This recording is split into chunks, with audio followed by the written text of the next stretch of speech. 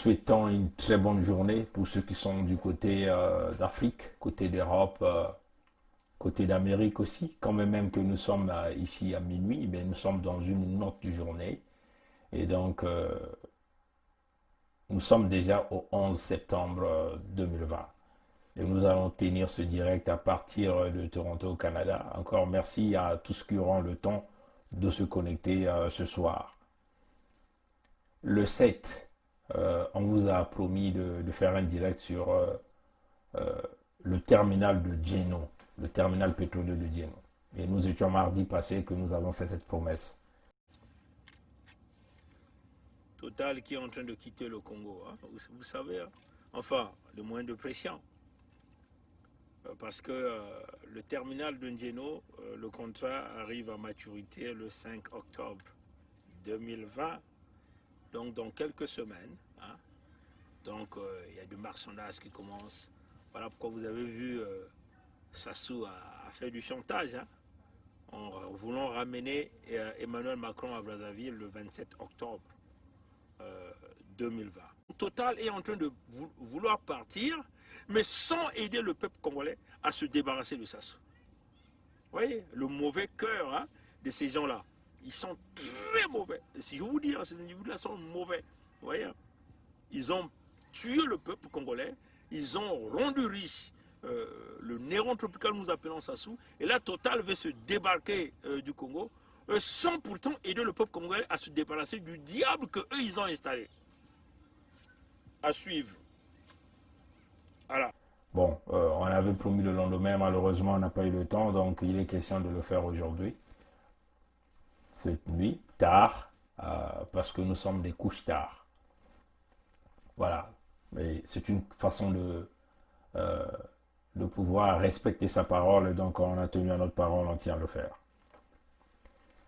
Avant de rentrer dans le vif de ce sujet, nous aimerons simplement vous dire que le Néron tropical que nous appelons Sassou Denis était parti à Oyo se cacher parce qu'il y a beaucoup de problèmes. Hein. Éventuellement, le terminal pétrolier de Djeno, le chantage qu'il fait autour, et aussi il est parti pour consulter ses fétiches, hein, comme d'habitude, dormir dans des cercueils, coucher avec des cadavres, pour prétendre dominer, hein, les décideurs de ce monde, donc continuer à faire endormir le peuple congolais. Parce que l'homme compte toujours sur des fétiches. Il repart aujourd'hui sur Brazzaville. Donc, on ne sait pas. Il va prendre son vol, là. Hein? Mais souviens-toi, les menaces du procès d'Abira sont toujours là, Néron tropical. Il va prendre la route, nous ne pensons pas qu'il prendra la route. Mais il repart aujourd'hui. C'est une façon simplement de dire au Néron tropical que nous sommes suffisamment informés. Mais le jour viendra. Bon. Chers amis, dans ce direct de ce soir, nous allons vous présenter le terminal pétrolier de Djeno et puis la vulnérabilité de la ville de Pointe-Noire. Bien sûr, en ce qui concerne le projet que Sassou avait mis en place, au cas où son employeur, que nous appelons ici le palais de l'Élysée, arrivait à l'évincer du pouvoir par la force. Il faut lui dire que c'est son employeur qui l'avait installé en 1997 par un coup d'État militaire, hein, au pouvoir. Et son employeur l'a installé à cause de ce même pétrole-là, hein, ce grand pétrole, ce beau pétrole du Kwilu, qui n'a jamais profité au peuple du Kwilu, en particulier, en général, qui n'a jamais profité au peuple congolais. Bien sûr, il a été installé avec la participation massive en équipement militaire de combat, donc toute une armée de l'Angola qui a réagi pour installer Sassou Nguesso au pouvoir. Il a fait aussi venir plusieurs rebelles revenant de la sous-région, comme les anciens militaires de Mobutu, des Rwandais qui sont venus l'aider, même des Burundais sont venus, des Tchadiens, des Centrafricains sont venus pour exécuter cette opération, pour installer Sassou Nguesso au pouvoir à cause du pétrole congolais et le gaz congolais. les militaires français ont aussi participé à cette opération-là pour installer le criminel Sassou Nguesso au pouvoir. Voyez, chers amis, à cause de ce même pétrole-là. Mais nous savons, hein, l'homme a pris le pouvoir, nous connaissons ce qui est arrivé dans la gestion de ce même pétrole-là. Voyez, chers amis. Ce que vous devez savoir, chers amis, ce 5 octobre 2020, hein, la concession du terminal pétrolier de Ndieno prendra fin. Bon, nous savons que Ndieno est géré par l'entreprise Total, à l'époque Elf.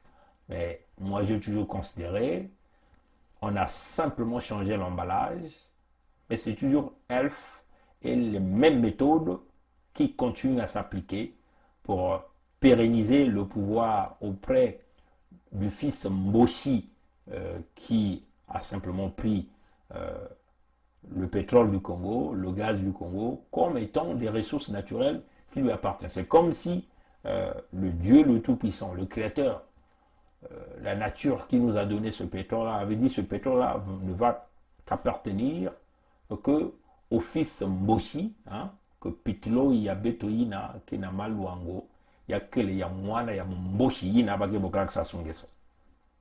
C'est comme si que ça lui appartient, ça appartient à sa famille. Total EP gère ce pétrole. Hein. Nous avons travaillé dans ce site de Ndieno. Je connais très bien ce site de Ndieno, du fait d'avoir travaillé avec Jetman Technologie Internationale. Nous avons aussi travaillé avec Ndieno. Sans oublier les autres champs pétroliers que nous allons citer quelques-uns ici. En réalité, ce sont les opérateurs de Total qui gèrent ce terminal pétrolier de Ndieno. Total, d'une manière générale, bénéficie, hein, dans la gestion du terminal de Ndieno, on peut simplement dire de 63%, hein, dans la gestion de Ndieno. Et Eni bénéficie de 37%. Vous voyez que le Congo n'a rien, mais le Congo joue à des manœuvres, hein, avec ses grands pétroliers pour voler suffisamment ce pays. Et quand ce Congo vole là, ça n'enrichit pas le Congolais, mais ça enrichit cette famille que nous connaissons tous, la famille Sassou Nguesso. Le terminal de Ndieno, nous avons toujours défini le terminal de Ndieno comme le tonneau de Danaïde. Hein, on peut même dire des Danaïdes, hein, parce qu'il faut parler ici au pluriel. Hein. Parce que vous avez les Nguesso d'une part, de l'autre part vous avez la compagnie Eni et la compagnie Total qui est toujours égale à Elf. Hein, donc c'est le tonneau de Danaïde. Donc vous faites rentrer le pétrole par le haut et tout sort par le bas. Donc ça ne retient rien. Ça veut seulement dire le vaisseau qui est ici, le peuple congolais, l'État congolais, l'ensemble du peuple congolais ne perçoit rien de ce pétrole-là. Vous voyez, chers amis. Le terminal de Ndieno joue cette fonction de tonneau des Danaïdes déjà plus de 50 ans déjà. Hein, plus de 50 ans que le terminal de Ndieno est en train de jouer cette fonction-là. Dans les 50 ans-là, hein, le maître qui contrôle ce tonneau de Danaïde, hein, dans le pillage du liquide qui rentre dans ce tonneau de Danaïde, c'est Sassou Denis, peut-être à peu près plus de 35 ans, et là il est en train de partir à 36e année, hein, qu'il est en train de jouer à ce rôle-là. Vous voyez, chers amis. Nous pouvons encore considérer que le terminal de Ndieno demeure une malédiction pour l'ensemble du peuple du Kwilu, une malédiction pour l'ensemble du peuple congolais. Le terminal de Ndieno est une machine à tuer pour le peuple congolais. La preuve en est, 97, nous avons vu ce qui s'est passé et jusqu'à aujourd'hui, ça continue. Hein. Le terminal de Ndieno, c'est un terminal qui a apporté la colonisation de l'ethnie Mboshi, hein, dans le sud du Congo. Le terminal de Ndieno a apporté la destruction du système économique, les massacres des cadres civils, politiques et militaires au sud du Congo. Le terminal de Ndieno n'a rien apporté à l'ensemble du peuple congolais. Par contre, le terminal de Ndieno demeure une vache à lait. Le terminal de Ndieno demeure le miel. Hein? Vous voyez, chers amis. Le terminal de Ndieno demeure le beurre et l'argent de beurre pour Sassou Denis, l'ensemble de sa famille et les mbochistes autour de cet individu. On peut le dire comme ça. Donc on peut dire que le terminal de Ndieno est une source de bonheur pour l'ensemble des mbossis, hein, d'Oyo, des Dou et de Lombo. On peut le définir comme ça. Donc, à toute cette racaille que vous connaissez très bien, chers amis. Le terminal de Ndieno a apporté une pauvreté insoutenable, hein, au Congo, hein, chers amis. Donc, les Congolais n'ont rien bénéficié de ce terminal-là. Le terminal de Ndieno a apporté la pollution atmosphérique.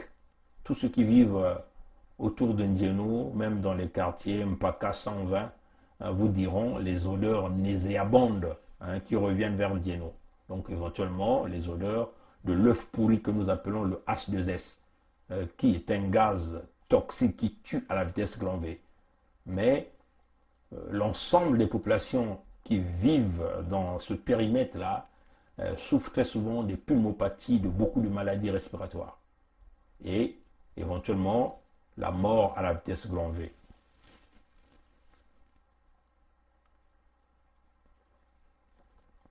À la manœuvre, vous devez comprendre que de Elf à Total, ces deux entreprises, on peut simplement dire cette entreprise, parce que comme on a dit, c'est simplement l'emballage qui a changé, le contenu demeure le même, continue toujours de publier des informations erronées. Hein.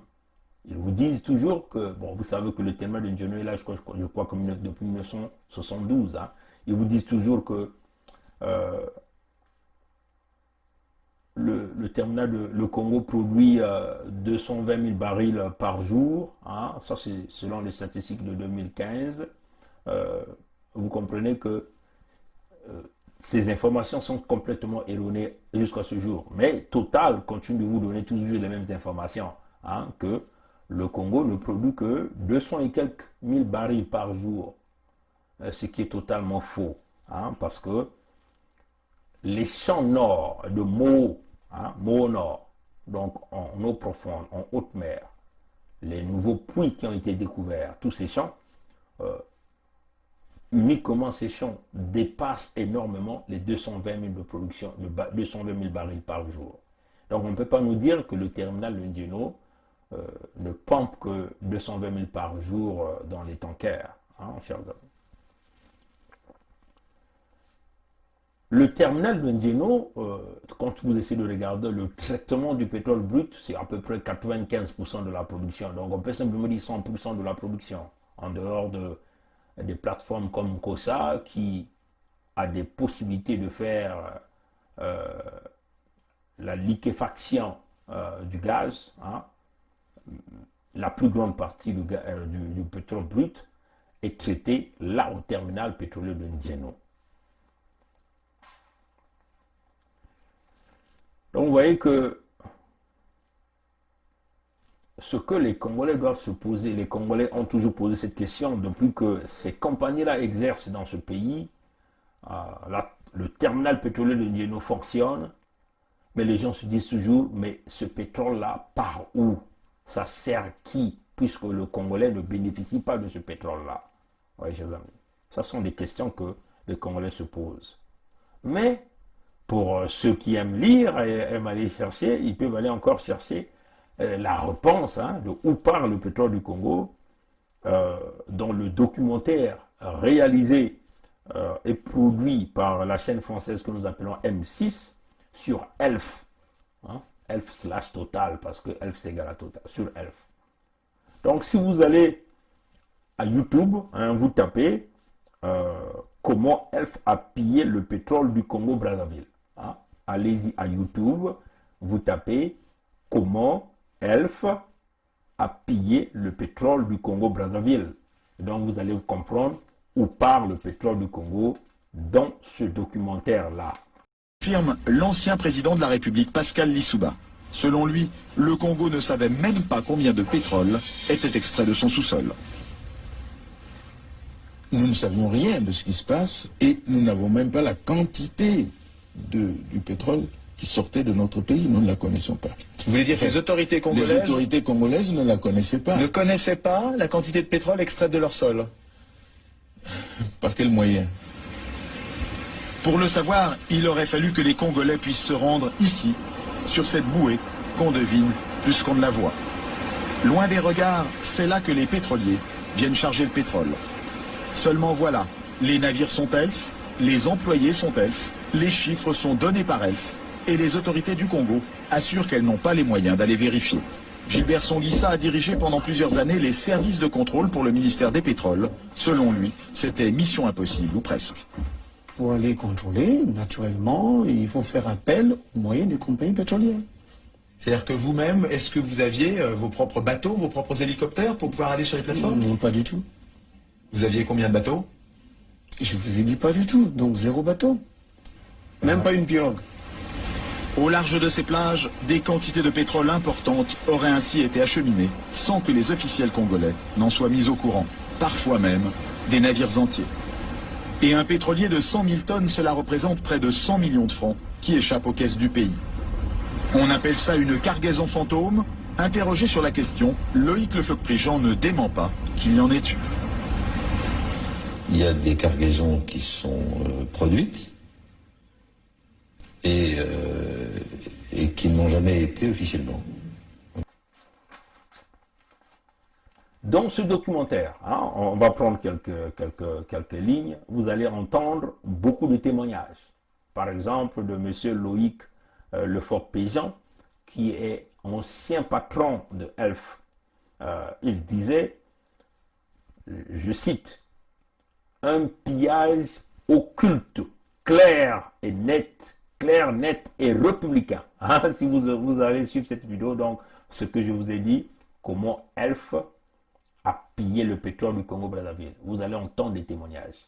Loïc Lefeuc-Prigent, dans ce qu'il dit, je cite, « Un pillage occulte, clair, net et républicain. » Vous comprenez ça, chers amis? Donc, dans le pillage, même le pillage est républicain, est clair. Donc, quand on dit républicain, c'est un pillage qui est approuvé non pas seulement par le Congo, donc le Néron tropical Sassou, mais aussi par ELF, donc le palais de l'Élysée. Hein, le palais de l'Élysée. Donc c'est républicain, le vol, donc c'est légitimé, c'est connu qu'il y a le vol du pétrole, il y a le pillage du pétrole, mais personne ne doit rien dire, il faut couvrir tous les crimes économiques réalisés par le Néron tropical que nous appelons Sassou Denis. Vous allez aussi entendre le témoignage du professeur Pascal Lissouba, donc du président Lissouba, hein, là où il disait, il parlait de l'opacité, hein, des informations du terminal de Ndieno, hein, parce que Lissouba vous dit que ils n'ont aucun moyen de contrôler, hein, ce qui se passe à Ndieno. Donc Ndieno demeure ce que nous appelons une niveleuse, un labyrinthe, hein, que vous n'avez aucune information. Vous ne savez même pas combien on pompe en Ndieno. Hein. Ça, c'est le président Lissouba qui le dit. Il y a aussi un autre témoignage d'un individu qui est là, que j'ai oublié le nom. Il était, je crois, le directeur de contrôle, hein, dans les hydrocarbures. Il disait, ils n'ont aucun moyen, je dis bien aucun moyen, même pas une pirogue, pour aller regarder ce qui se passe de l'autre côté de la bouée. Nous savions le pourcentage qui nous revenait, 17, mais nous ne savions pas la quantité qui sortait. 17 de 100 égale 17, mais 17 de 50, ça ne peut plus être 17. Vous n'aviez aucun contrôle ni sur la quantité de bouée de sortie, ni sur les prix. Encore moins sur les prix. Parce que le pétrole qu'il prend, il le vend et il le ressoutire. Il vend et le mien et le sien. Donc, ils essayent d'arranger d'abord le problème des prix. Vous en avez dit un mot tout à l'heure. Vous verrez que c'est pas banal, ce genre de choses. Par où passent les tricheries, etc. Alors, lorsqu'on vous dit, mais oui, mais on vous a acheté votre baril le 15 octobre, etc., le baril était, mais le dollar était un. Car tout se fait en dollars. Lui aussi, il est.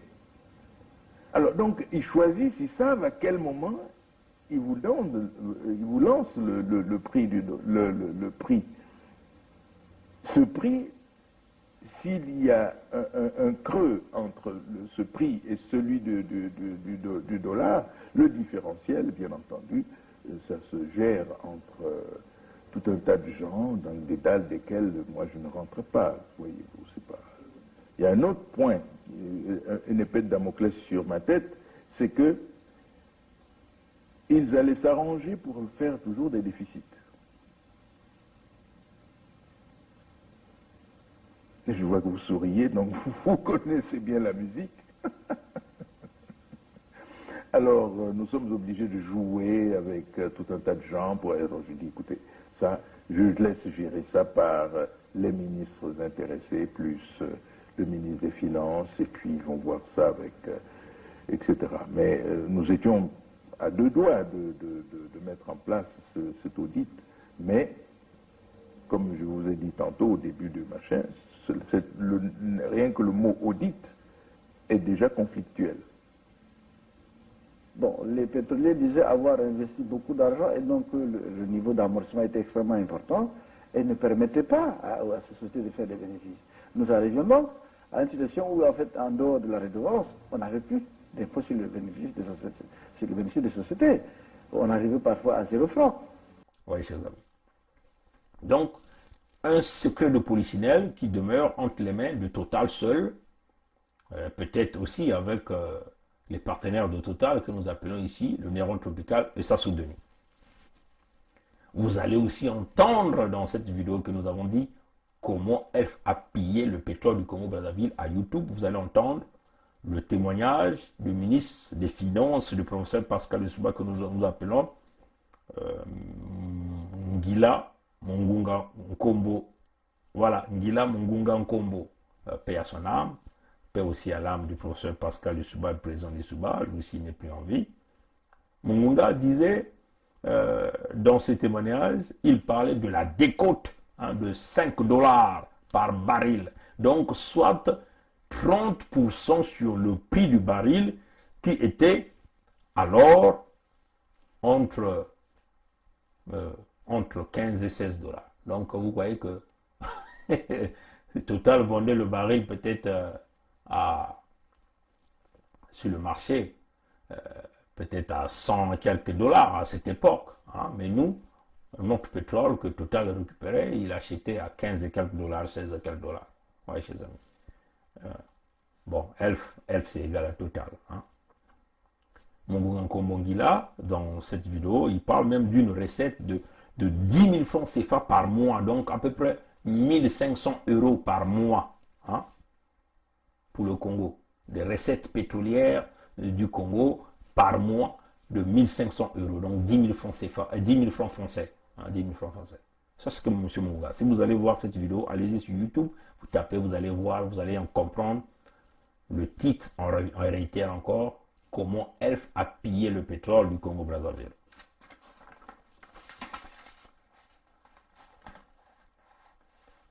Comment se présente donc l'empire du pétrole au Congo-Brazzaville sous la mafia, piloté par son chef, que nous appelons ici le Néron Tropical Sassou Denis. Bien sûr, en comparaison avec les pays de la sous-région. Oui, chers amis.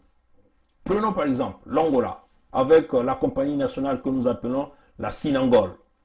L'Angola bénéficie de 50% des parts du pétrole. Donc, 50% des parts du pétrole profitent à l'État angolais. Donc, il y a beaucoup de champs de manœuvre pour booster l'économie, payer les étudiants, payer les retraités, payer les fonctionnaires, construire leur pays. Et puis emmener un climat de quiétude et de paix.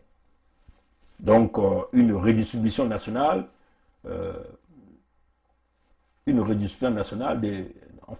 ressources de l'État. Ouais, chers amis.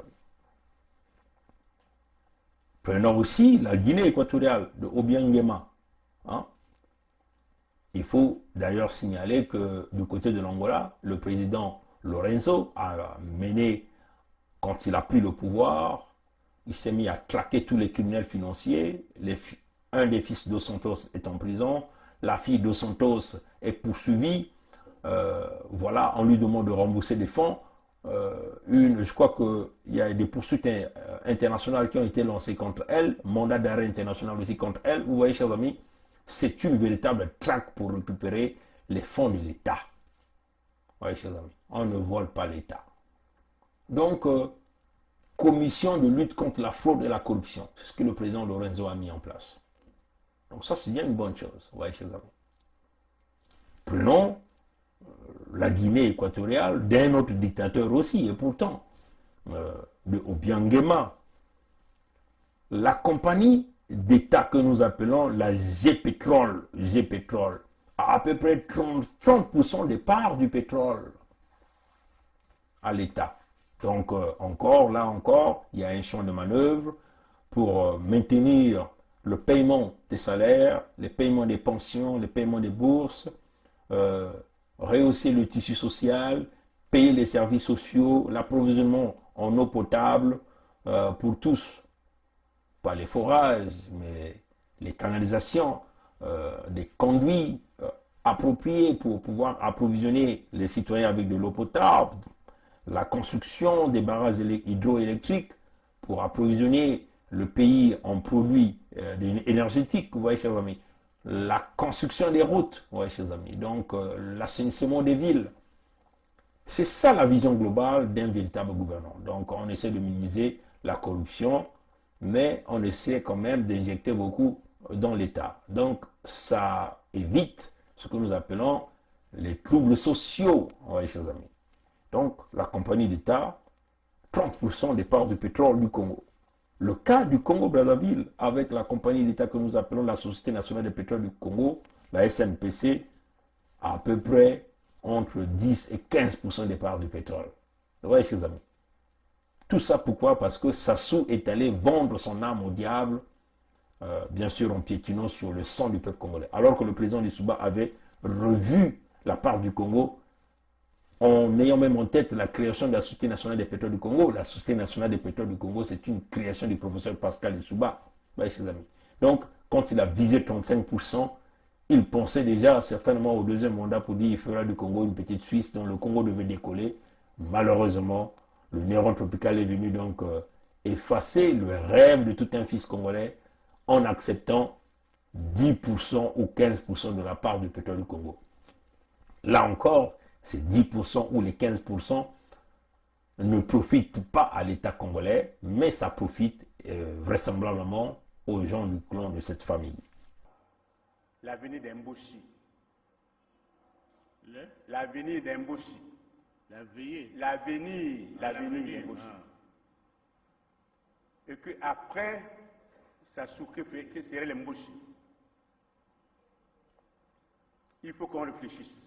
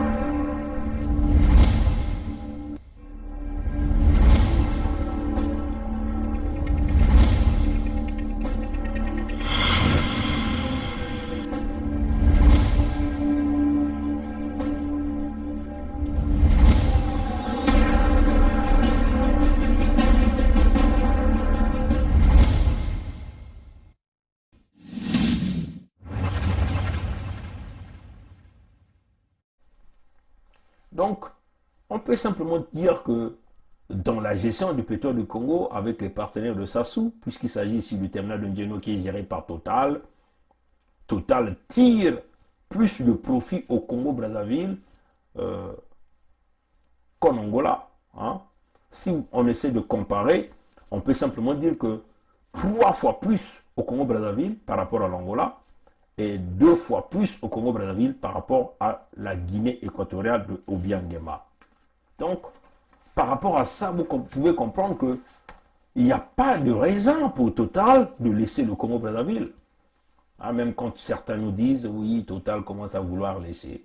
Vous comprenez que Total, le Congo n'a que 10%. Total fait des marges bénéficiaires énormes là au Congo. Bien sûr, un pays rodé par la corruption. Croyez-vous que Total va quitter le Congo-Brazzaville? Ça, c'est la question que vous vous posez. Total va quitter le Congo-Brazzaville pour aller où? Vous voyez que les mafieux Moshi se sont taillés la part du lion au détriment du peuple congolais en utilisant bien sûr des sociétés comme des sociétés de Denis Ngokana, qui n'est qu'un maillon qu'on utilise dans cette chaîne de la corruption au Congo, des compagnies comme Petro Congo, comme AOGC, AOGC, ça sont les compagnies. Ils utilisent aussi comme des compagnies Continent avec le cas de monsieur FMI Yaya Moussa, qui est un ami très proche de Sassou Christelle Denis, Ndongo Gilbert et toute la racaille au sein de cette mafia et de cette corruption. Si vous essayez de regarder le pétrole du Congo, comment le pétrole est géré d'une manière générale, il y a l'amont et l'après. Bon, l'amont, c'est préparer toutes les opérations nécessaires, aller faire le forage et sortir le brut. Donc, l'amont, là, n'est pas très intéressant. Hein. L'amont n'est pas juteux. Ce qui est juteux, c'est l'aval, donc l'après, vous voyez, chers amis. Parce que c'est là où on vend, c'est là où on a le brut, on peut chercher des partenaires pour vendre, on peut récupérer l'argent, on peut corrompre, on peut faire tout ce qu'on veut avec cet argent. Vous voyez, chers amis. Donc vous allez constater que dans des positions stratégiques au Congo, dans la gestion du pétrole du Congo, quand ça veut vouloir embrouiller les autres ethnies du Congo, il va mettre ces autres ethnies-là en amont, en leur donnant quelques postes, ainsi de suite, comme un peu le fils Tister Tikaya qu'on a nommé ministre des hydrocarbures, entre guillemets, quelques frères qu'on prenne de gauche à droite dans la partie sud, on leur donne quelques postes de responsabilité, mais tout ça c'est en amont, donc là où il n'y a pas le miel, là où il n'y a pas le lait qui coule, là où il n'y a pas l'argent qui coule. Par tout ce qui est aval, là où le miel coule, est géré à 100% par les mbossis du clan. C'est comme ça, chers amis. Bien sûr, par le chef mafieux que nous appelons le neuron tropical Mwanyamou Mbossi, vous comprenez pourquoi donc l'aval était géré par son fils quasiment, je crois, depuis 2000 ou 1997 jusqu'à quasiment à 2017, hein, chers amis. Et le fils a géré le lait, le miel, a joué à toutes les manœuvres de l'aval, la création des compagnies écrans, miroir à la Société nationale des pétroles du Congo, miroir à la Cotrade, Londres, mais c'est la Cotrade Asia Limited, tout ça nous avons déjà développé sur ça. Et la famille et le clan ont généré plusieurs compagnies écrans après à l'intérieur même du Congo, comme les AOGC, les Petro Congo, elles sont nombreuses comme ça, même les compagnies de Etoka Wilfried, de Sassou Nguesso Christelle Denis, plein de compagnies que ces gens-là détiennent à l'intérieur du Congo pour gérer le pétrole du Congo. Bien sûr, sans oublier Sokotram de Nguesso Wilfried, le pasteur qu'on a chassé ici au Canada, on a considéré comme personnage non grata, parce qu'il fait partie, le Canada, la Cour fédérale du Canada a considéré ces individus comme une famille des criminels, un groupe criminel. hein, un groupe mafieux. Ça, c'est la Cour fédérale du Canada qui le dit. Et nous, nous inventons rien. Tous les jugements sont là. Voyez, chers amis. Donc, le terminal de pétrolier de Ndjeno fait partie de l'aval parce que ça reçoit le pétrole qu'on a produit. Hein, donc, c'est là où on peut voir physiquement hein, ce pétrole-là. Hein.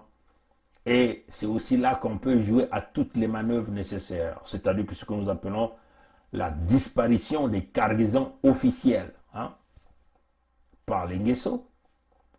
Bien sûr, en passant par leur compagnie import-export de Cotrade,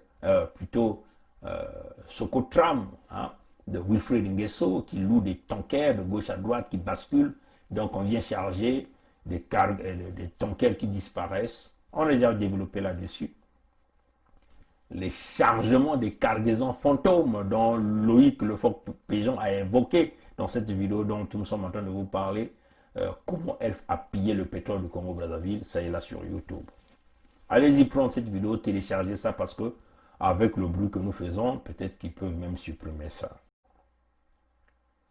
Bon, selon les programmes d'allocation de chargement mensuel au terminal de Ndjeno établis par Total EP, 8 ou 9 sur 10 des tankers qui se présentent sont des formes, ce que nous appelons des tankers avec une capacité de plus de 2 millions de barils. Hein. Donc, c'est des grands tankers qui viennent pour charger et ces tankers-là ont une capacité 8 ou 9 sur 10 ont cette capacité-là. Donc, quand un tanker arrive à Ndjeno, c'est pour pomper le maximum de 2 millions de barils de pétrole. Donc on ne peut pas nous dire que le Congo ne produit que 220 000 barils par jour. Et puis il y a aussi les tankers qui ont la capacité de pouvoir charger au maximum 1 million de barils. Donc la particularité du terminal pétrolier de Ndjeno, c'est que ce terminal pétrolier de Ndjeno a la potentialité de pouvoir charger 2 tankers au même moment. Qu'il s'agit de tankers de petite capacité, donc la capacité maximale d'1 million de barils, ou encore les gros porteurs, hein, ce que nous appelons les gros ventres, les tankers qui ont la capacité de pouvoir charger 2 millions de barils. Ouais, donc le terminal de Ndjeno est capable de pouvoir charger 2 tankers au même moment. Ça, c'est une particularité. Donc, ce n'est pas un petit terminal. C'est un terminal de très grande capacité. Vous voyez, chers amis, par exemple, hein, ça c'est un exemple que j'ai pris dans Congo Liberty. Il y a un article qui est là-dedans, rédigé par Rigobert Osebi.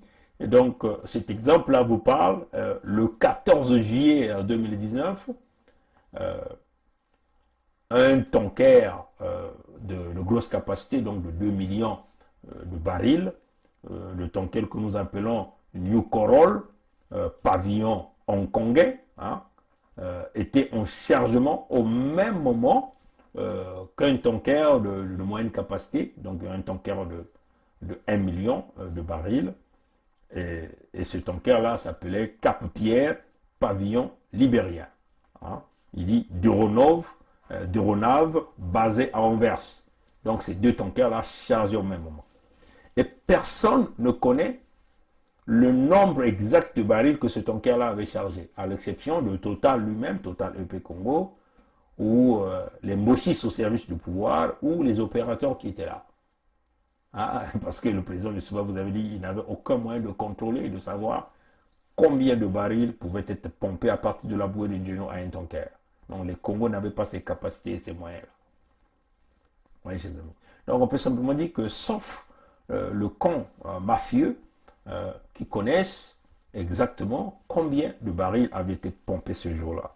Bon, vous devez remarquer que la programmation des tankers à Ndjeno se réalise généralement dans les jours de week-end, c'est-à-dire que les jours où les employés ne sont pas là. C'est-à-dire qu'on essaie de conserver les employés d'élite pour charger les tankers là. Donc, ils programment de telle sorte que personne ne doit voir que les tankers sont venus charger. Et vous comprenez que dans le mois, on peut avoir 4 à 5 week-ends. Hein. Ici, là, nous considérons dimanche, hein, la plupart du temps. Donc, vous pouvez avoir 4 ou 5, hein, chers amis. Donc, imaginez le nombre de tankers qu'on charge à l'insu hein, de tout le monde, à l'insu de tout le monde, chers amis. Donc, ouais, et ça, c'est pendant plusieurs années, plus de 50 ans que ces choses-là se réalisent. Donc, c'est en ce moment-là aussi qu'on charge mieux ce que nous appelons les cargaisons fantômes, dont Loïc Lefebvre-Péjon vous a expliqué dans cette vidéo dont je vous fais état comment Elf a pillé le pétrole du Congo-Brazzaville à YouTube. Allez-y regarder cette vidéo et vous allez comprendre. Mais il y a encore un jeu dangereux sur le petit pourcentage du pétrole du Congo, hein, qui représente 10% ou 15% de la part du Congo, qui ne profite qu'au Nguesso. Mais comment les Nguesso tirent profit de ça? Avec des préfinancements auprès des traders, comme Glencore, Trafigura, Genvor. Les traders sont tellement nombreux. Hein, on a déjà fait plusieurs vidéos sur ça, sur les traders, ouais, chers amis. Les préfinancements aussi, nous avons déjà expliqué le phénomène, le mécanisme, les stratagèmes derrière les préfinancements.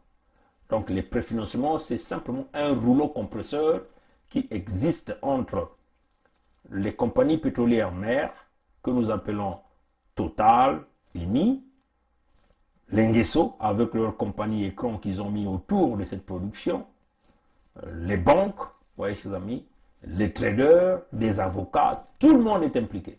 Les politiques sont là impliqués. Les forces de sécurité sont là impliquées. Ouais, chers amis. Donc, qu'est-ce qui se passe dans cette magouille? Rapidement, on va expliquer ce rouleau compresseur du vol.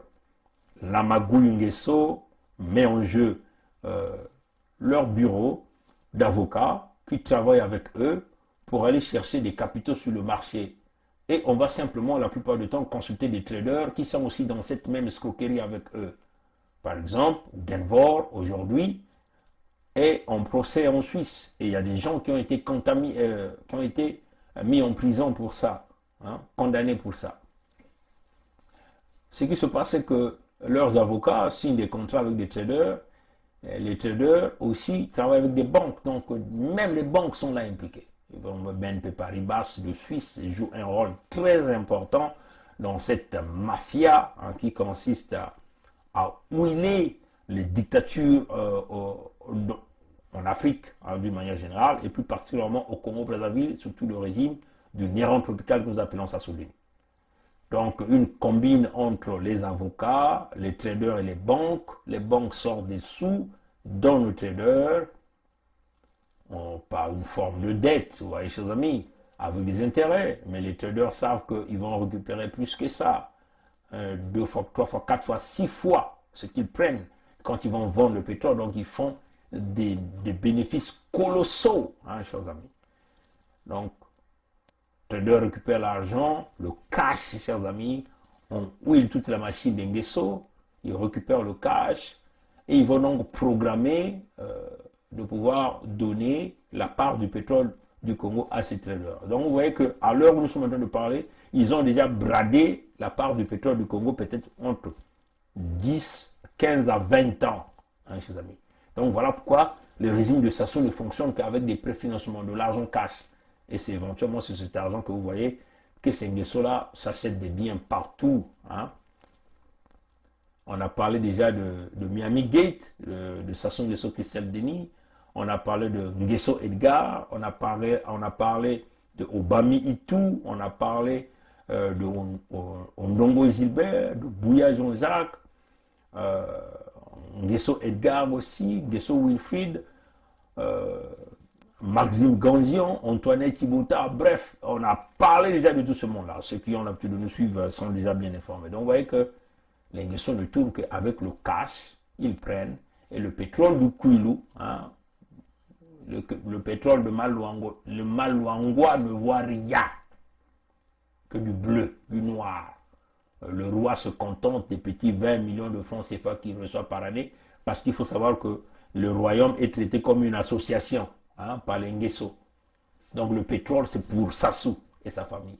Ouais, chez eux. Donc, c'est ça. Le pétrole, si vous essayez de regarder, aujourd'hui, toute part du pétrole du Congo qui est produit ne profite pas les Congolais. Hein. Ce sont les Sassou, ce sont les traders. Donc, les Genvor attendent dès qu'une cargaison est prête. Les Genvor mettent la main, Trafigura mettent la main, Glencore mettent la main, ainsi de suite. Mais les Sassou arrivent même parfois à contourner même ces traders-là, quand même que ces traders attendent. Mais ils manigancent avec Total. Ils font comme si c'est le pétrole de Total. Quand le cargo sort, et au niveau de Singapour, Total réachète ce pétrole congolais-là. Alors, je crois qu'on a déjà fait une vidéo là-dessus, sur l'article publié par Congo Liberty. Et Total, quand Total achète, c'est au prix dérisoire. Le cash est récupéré par Sassou Nguesso Christelle Denis, par Ominga Raoul Maxan, par le Néron Tropical Sassou Denis. Donc vous ne voyez que du bleu. Mais c'est ça. Mais le terminal de Ndiéno représente un enjeu stratégique, hein, pour d'abord la compagnie qui l'opère, et puis pour le système mafieux où il est par les Nguesso.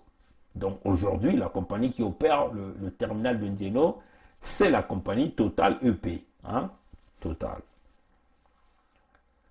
Les disputes entre Sassou et Total. Bon, on peut toutefois dire que c'est des petites disputes, mais que Total n'a pas aimé, donc que le palais d'Élysée n'a pas aimé.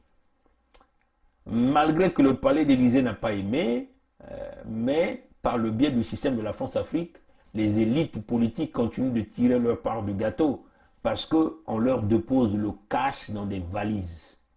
Hein? Des jets privés atterrissent là, à l'aéroport Sassou Nguesso de Lombo. Hein? Et ces blancs-là qui viennent prendre leurs valises d'argent viennent à tout moment.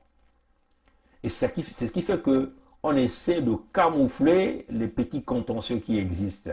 Parce que tout le politique... Vous voyez, le roi saoudien avait dit que s'il y a des politiciens corrompus dans le monde, le politicien le plus corrompu dans le monde, c'est le politicien français. ça c'est le roi saoudien qui l'a dit.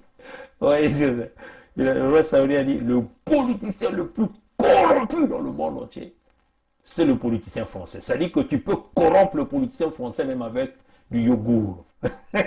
Vous voyez, chers amis, ça c'est le roi saoudien qui l'a dit. Maintenant, imaginez un peu ces politiciens-là quand ils voient les mal d'argent. Jamais ils vont donner de la considération pour le peuple congolais. Ils vont dire, mais vous les nègres, comme le dit le professeur Kovi Gomez, les nègres. Hein? Ouais, chers amis. Ouais, chers amis. Ils n'auront jamais pitié de nous. Hein? Et ils ont eu des petits contentieux, hein, par exemple, quand le temps était arrivé de renouvellement. On avait déjà même parlé de ces renouvellements, de ces contrats pétroliers. Souvenez-vous, avant, je crois que c'était le 4 novembre, hein, à Cape Town, en Afrique du Sud, on avait parlé de 19 champs pétroliers qui devaient être mis en vente aux enchères. Ceux qui ont l'habitude de nous suivre se souviennent de ça. Et cette vidéo est là, on avait lancé l'alerte. Donc, il y avait des champs qui étaient arrivés à maturité, donc ces champs-là devaient être mis sur le marché. Vous savez que quand on signe ces contrats-là, avec Total, par exemple, à l'époque de Elf, ils ont signé des champs à maturité de 30 ans, 25 ans. Et ces champs-là sont arrivés à maturité vers quasiment les 2011, 2012, oui, 2011, 2007, 2000. Donc, les Nguesso se sont retrouvés avec les puits, hein, qui sont arrivés à maturité. Donc, ils pouvaient jongler. Ce qui se passe encore dans ce vol-là, c'est que quand un puits arrive à maturité, il faut faire quelques opérations, ce que nous appelons les opérations de workover. Workover, ce sont des opérations de forage, de perforation, nettoyage de puits pour augmenter la capacité d'un puits. Donc, vous pouvez faire plusieurs opérations, l'acidification, cold tubing. Voilà, donc ceux qui sont à Chilumberger savent, parce que nous avons fait du cold tubing, nous avons fait de l'acidification des puits, et ainsi de suite. Donc, ça booste les performances d'un puits. Mais ce sont des opérations qui coûtent beaucoup d'argent. Donc, il faut encore un investissement pour booster, aller chercher donc l'huile qui se cache au fin fond des roches. Et quand ces puits-là arrivent comme ça se dit à Total, bon, faites les opérations, vous allez simplement me donner la facture. Et donc, Total fait les opérations, ou Eni fait les opérations, et donc on refile la facture. Mais ça se dit, bon, vous allez simplement récupérer ça en pétrole. Vous voyez, chers amis. Donc, on ne fait que extendre la souffrance du peuple congolais pendant ce temps. Ça se continue de récupérer le cash. Voilà, donc il y a eu quelques puits qui sont arrivés à maturité. On peut par exemple prendre les champs du sud, hein, parce que dans le pétrole Congo, au Congo, c'est divisé au sud-nord. Hein. Donc le sud, éventuellement, c'est tout ce qui est les champs liés à Tibeli, hein, Tibeli, Litanzi, Tibuela 2, Tiendo, tout ça, ça fait partie du sud. Donc il y a eu quelques champs, par exemple Tibeli, Litanzi, Tibuela 2, Tiendo 2. Ce sont des champs que les Nguesso ont récupérés. Donc vous voyez que toutes ces compagnies-là, des petites compagnies des Nguesso-là sont devenues des propriétaires des puits de pétrole. Et même certains politiciens français, ceux-là qui ont permis à Sassou d'aller changer la constitution, ont aussi leur puits là-bas qui génèrent leur argent. Ça fait partie des contrats, c'est comme ça que Sassou arrive à contrôler surtout ceux qui sont au sommet de l'État français. Hein. Et voilà pourquoi ces gens-là n'hésitent pas de vous tourner et dire, mais moi j'ai un puits de pétrole qui produit mon argent là-bas, je suis tranquillement assis en France, mais mon pétrole fonctionne. Donc il devient comme un peu un vieux cow-boy de Texas avec son champ pétrolier. Mais il vit à Paris, un blanc français. Ouais, chers amis. Et donc, nombreux ont des puits de pétrole. Les fils d'Nguesso, les petits-fils ont des puits de pétrole. Ce sont les champs sud que les Nguesso ont récupérés, que les compagnies d'Nguesso ont récupérés et continuent à faire de l'argent. Et ces champs-là ont été reboostés éventuellement par les compagnies mères, hein, les compagnies comme Total et Eni qui ont travaillé dans cette magouille pour rebooster, parce que c'est une véritable machine à corruption. Voilà pourquoi ils avaient ramené le neuron tropical, nous appelons ça sous, en sacrifiant la démocratie, en sacrifiant les intérêts de tout un chacun de nous dans ce pays que nous appelons le Congo. Bon, récemment, il y a eu quelques champs du Nord, hein, quelques champs du Nord, que Perenco a mis la main. Bien sûr, Perenco, c'est une compagnie qui travaille avec les Nguesso, a travaillé avec les Ngokana Deni pour malmener le pétrole du Congo, hein, toujours dans le flou total. Et Perenco a récupéré ces compagnies, ces champs, à un prix dérisoire, dérisoire. Donc, comprenez qu'il y a eu beaucoup de corruption. Et encore, ce qui était très particulier, Perenco l'a récupéré sans appel d'offres. Donc ça a été simplement légué à Perenco comme ça. Et ça, c'est inimaginable hein, dans le business pétrolier. Et ça avait fait du bruit. Donc éventuellement, ce sont les champs de Kombi. Ça, c'est maintenant au nord, vers les Yanga Senji là-bas. Hein. Yanga Senji, c'est au nord. nous avons travaillé à Yanga Senji, Tibuela et tout. On a travaillé partout. Donc Kombi, Likalala, Limodo, ça sont des champs que Perenco a récupéré. Le terminal de Njeno arrive à maturité, ce contrat, cette concession arrive à maturité le 5 octobre 2020. Sassou est donc en train de chercher à qui il va donner. C'est là où vous avez vu tout ce grand chantage autour, tout ce grand bruit. L'homme, à l'heure où nous sommes en train de vous dire, il est parti même à Oyo pendant 2 semaines pour réfléchir à qui il va donner cette compagnie. Bien sûr, il y a le foncier Total qui est là, il y a les Turcs qui sont là, il y a aussi les Chinois qui sont là. Les Chinois sont en train de pousser fort pour récupérer le terminal de Njeno au détriment de l'allié de Sassou qui l'a installé au pouvoir au prix du sang du peuple congolais que nous appelons la France. Ouais, c'est ça. Et Sassou exige, il exige, Sassou exige à Total de lui donner 600 millions d'euros. 600 millions d'euros à la signature. 600 millions d'euros à la signature. Et Sassou passe encore au chantage. Il dit Emmanuel Macron doit se rendre à Brazzaville pour le manifeste de Gaulle. Hein? Donc le colon de Gaulle. Hein? Le 27 octobre 2020. Donc, avant le 5, Sassou signe le contrat et Emmanuel Macron vient célébrer à Brazzaville. Mais si Emmanuel Macron arrive à Brazzaville, simplement c'est qu'il va boire le sang humain. Sassou va le faire manger. Voilà pourquoi l'homme est parti à Oyo. Hein. Il est allé rentrer dans des fétiches. Hein. Elle me connaissait la banque ici. Elle me salana. Il a fait que beaucoup là, Mukombo. Mukombo, il y a que Zimbi, ça va mambo, na kati ba bantu, na dominer. Ça va minde les zones, pour na kuvana. Ba minde les que kutalaka, Sassou Mutino, Nzambi, ça va minkisi ya yani. Donc, hein? Et donc, Sassou exige 600 millions d'euros. 600 millions d'euros à Total pour avancer avec ce projet. Pour donner encore à Total 50 ans de concession. Donc, l'avenir du Congo dépend en ce moment-là du terminal de N'Djeno. Notre avenir dépend du terminal de N'Djeno. Si la France-Afrique va continuer avec Sassou ou pas, ça va dépendre du terminal de N'Djeno.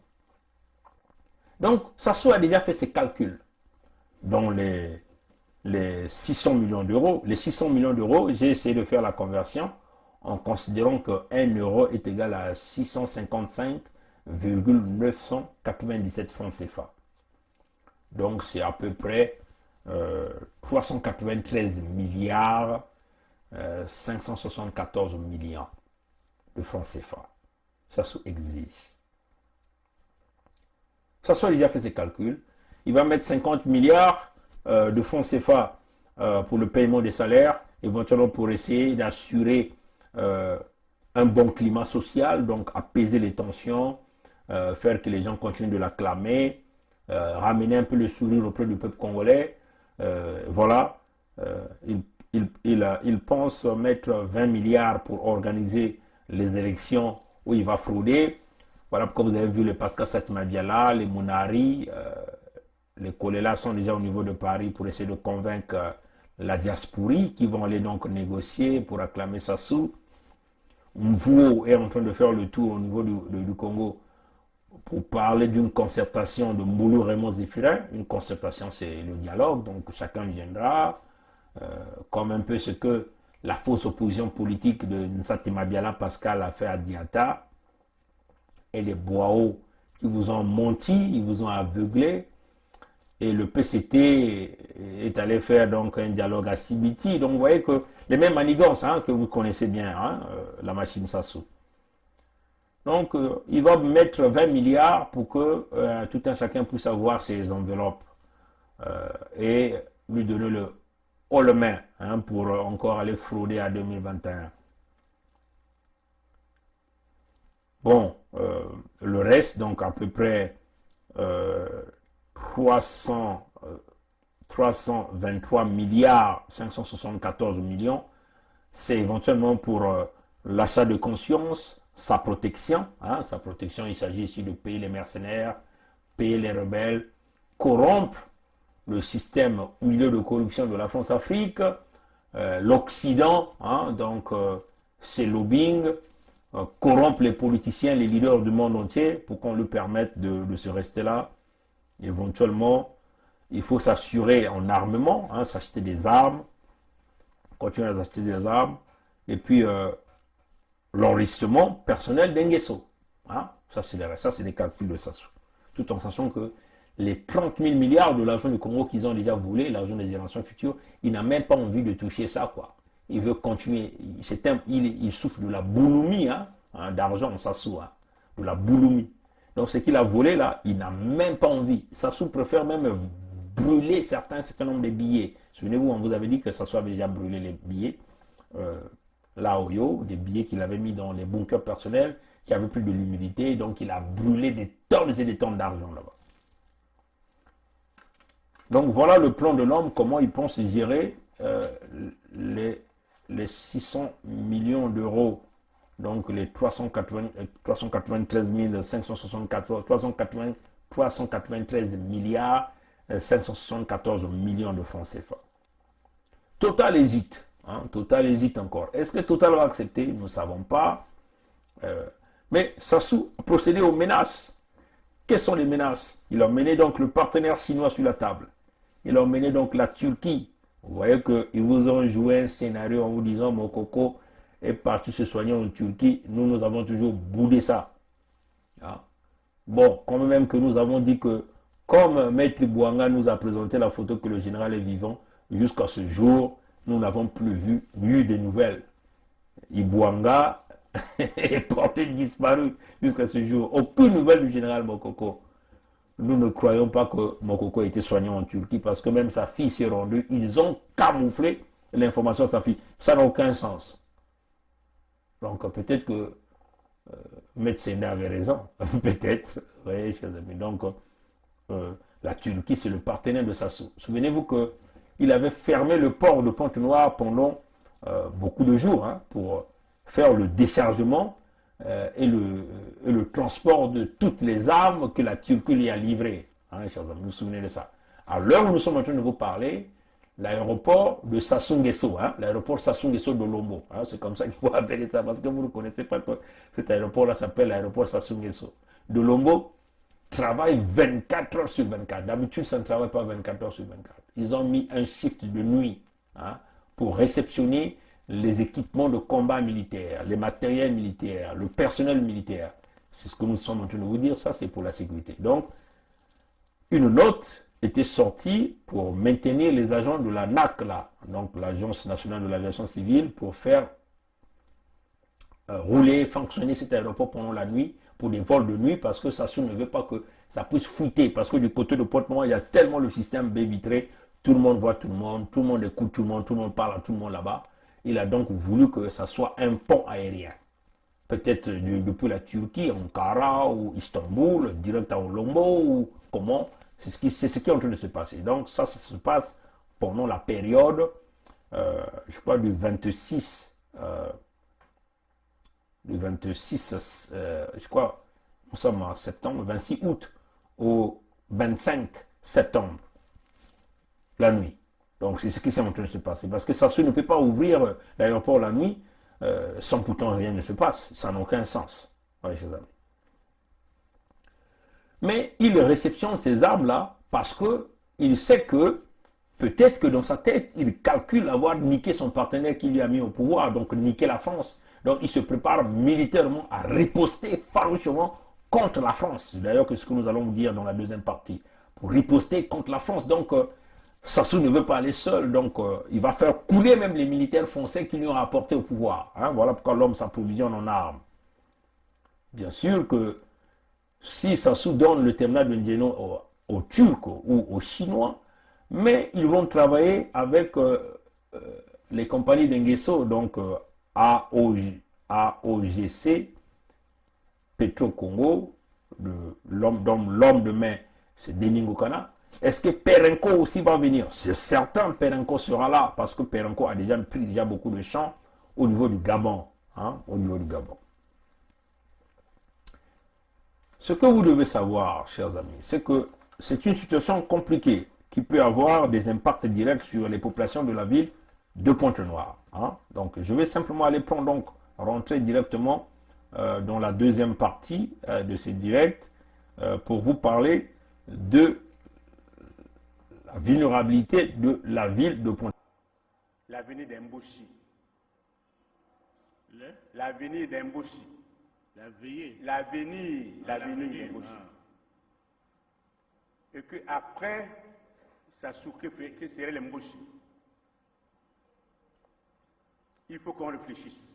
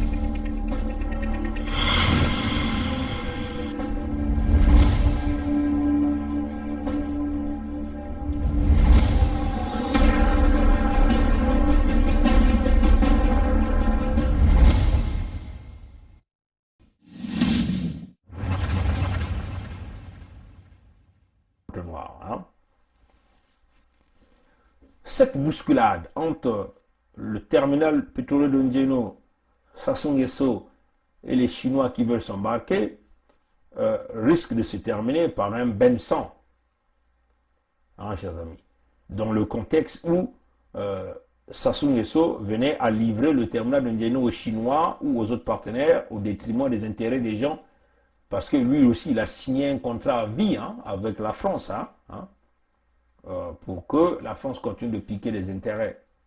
Donc, leur duel risque d'avoir des impacts, nous risquons maintenant, il risque même d'aller toucher la ville de Pointe-Noire, donc quasiment Pointe-Noire qui est devenue quasiment là, on peut simplement dire la ville la plus peuplée du Congo. Donc imaginez que Sassou est prêt à brûler la ville de Pointe-Noire, qu'est-ce qui va se passer, chers amis? Ce 5 octobre, c'est encore une équation qui est très compliquée, parce que les sources déjà nous apprennent que le personnel non essentiel de Total ont été envoyés vers Luanda, Angola. Oui, ses amis. Et vous savez que Sassou avait signé un accord avec Total et la France, bien sûr, c'est-à-dire de faire intervenir l'appui militaire de la base marine numéro 1 de Libreville, dans le cas où les employés pétroliers sont attaqués, hein, chers amis. Est-ce que Total ou la France a déjà déployé ses employés de la marine, de la base marine numéro 1 de Libreville au niveau de Pointe-Noire? Nous ne savons pas encore. Le système d'éviter est encore en train de fignoler en ce moment-là. Et ça, c'est en général, ça encore, vous pouvez aller le lire dans le journal de la République de Sassou. Hein. Toutes les informations que je dis sont là-dedans. Hein. Les contrats qu'ils signent pour, dans le cas où les employés pétroliers sont attaqués, ils vont faire intervenir les employés, les militaires de la base marine numéro 1 de Libreville. Souvenez-vous que cette même base a déjà mené des opérations, ce qu'ils avaient intitulé l'opération Luango dans la ville de Pointe-Noire, dans le cas où Pointe-Noire pouvait être attaquée. Donc il y avait des pays comme l'Angola qui avaient participé à ces opérations-là, et ainsi de suite. Apparemment, selon nos sources, je nous dis, puisque Sassou doit beaucoup des Chinois, la compagnie chinoise est apparemment favorable à reprendre ce marché du terminal de Ndjeno. Parce que ce qu'ils ne vous disent pas, Sassou a déjà fait passer un appel d'offres en secret, hein, pour que les autres compétiteurs, donc le Turc ou le Chinois, voilà, viennent là sur ce marché de ce terminal de Ndjeno. Donc Sassou est en train de brader le terminal de Ndjeno sans pourtant même que ça passe par les parlementaires du Congo. C'est curieux. Ça ne se passe que dans le palais de Sassou. Ça se passe qu'à Oyo, parce que là, il est parti à Oyo, c'est pour finaliser cette affaire-là. Il est parti à Oyo, il rentre aujourd'hui sur Brazzaville. Hein, il rentre aujourd'hui sur Brazzaville. Donc, si il y a ces tireurs de litres là que Damira était en train de chercher Nyangambola, là, où Nyangambola l'a trahi quand il a dit la venue de Mboshi, les tireurs de litres là peuvent faire le Kiangewo. Hein, il rentre aujourd'hui. Mais j'espère qu'il ne va pas prendre l'avion, il va venir par véhicule, comme on lui a déjà dit ça. Comme c'est un trouillard, vous voyez, chers amis, c'est clair. Bon, ce qui est vrai, c'est que Total ne serait jamais content dans le cas où la Chine arrivait à gagner ce projet. Bon, ce qui est très grave, c'est que les Chinois, en réalité, veulent forcément prendre la base, le terminal pétrolier de Ndjeno, pour réclamer la base militaire de Konkwati-Ndouli. Hein? Ceux qui ont l'habitude de nous suivre doivent savoir cette affaire. On a déjà parlé de cette base militaire, la chinoise, au Congo-Brazzaville, à Pointe-Noire, dans les zones de Konkwati-Ndouli. C'est secret, ils ne vous diront jamais où se trouve cette base. Mais c'est un projet de 2015, c'est un projet qui avait beaucoup évolué. Donc, nous considérons que les constructions sont quasiment terminées ou terminées déjà dans la zone de Konkwati-Ndouli, hein, chers amis. Souvenez-vous aussi, pour ceux qui ont l'habitude de nous suivre, c'est que Sassou a fait former des Congolais en Chine. Hein. Et ces Congolais-là ont été formés par des marins chinois, ce que nous appelons le 332e bataillon des fusiliers marins. Ils ont tous été formés en Chine. L'objectif de ce bataillon, c'est de brûler les plateformes pétrolières au cas où le génocidaire Sassou, le Néron tropical, arrivait à perdre le pouvoir par le biais de la force. Nous avons déjà fait cette vidéo-là, le 332e bataillon de fusiliers marins, ça est là à YouTube. Peut-être il y a 2 ans, 3 ans ou 4 ans que nous avons fait cette vidéo, chers amis. Là, nous nous dirigeons devant un fait accompli. Hein. Ils ont été formés en Chine, c'est pour protéger la base marine de Konkwati-Ndouli, en appui des Chinois, en secret. Et nous doutions même que même les partenaires français de Sassou connaissent cette affaire. On a déjà parlé de ça. Et là, la Chine se positionne. Vous voyez qu'avec une base militaire chinoise, là, ils ont le pétrole. C'est tout le pouvoir qui va demeurer désormais entre les mains d'Nguesso. Et donc même la sous-région devient vulnérable, complètement vulnérable. C'est le danger qui guette tout le monde dans la sous-région. Donc, déjà vous savez que la pêche est entre les mains des Chinois. Vous comprenez qu'il y aura le pillage marin des poissons là-bas. Déjà là, ils sont en train de piller. Hein, nos pêcheurs n'ont rien. Hein, et ça sera le chaos généralisé parce qu'ils seront protégés par leur base militaire. Et tout ça sera donc les poissons de la sous-région. Oui, parce qu'ils seront couverts, balisés par leurs militaires sur le terrain. Voilà, comme nous avons dit, Sassou est un danger, non pas seulement pour le Congolais, mais pour la sous-région, même pour ses propres partenaires. Parce que c'est ça le projet de Sassou. Vous voyez que la France ici est protégée, la France ici est représentée par Total. Donc si Total arrive à perdre ses intérêts, est-ce qu'elle va chercher à vouloir maintenir ses intérêts et à déboulonner l'homme qu'ils ont installé au pouvoir? Et donc, dans ce contexte, Sassou va donc mettre son projet en marche, parce que pour lui, il a toujours dit, s'il quitte le pouvoir par la force, il doit couler toutes les plateformes, il doit brûler N'Djeno, il doit brûler la ville de Pointe-Noire. C'est ça son projet. Voilà pourquoi vous avez vu Pointe-Noire est envahi par des militaires Mboshi. Hein, des militaires Mboshi. On va arriver tout à l'heure dans les zones de base. Donc, on peut simplement dire que il y a il y a possiblement un bruit des bottes dans la zone de Pointe-Noire. Possiblement un bruit de bottes dans la zone de Pointe-Noire. Parce que les intérêts sont colossaux, chers amis. Les intérêts sont colossaux.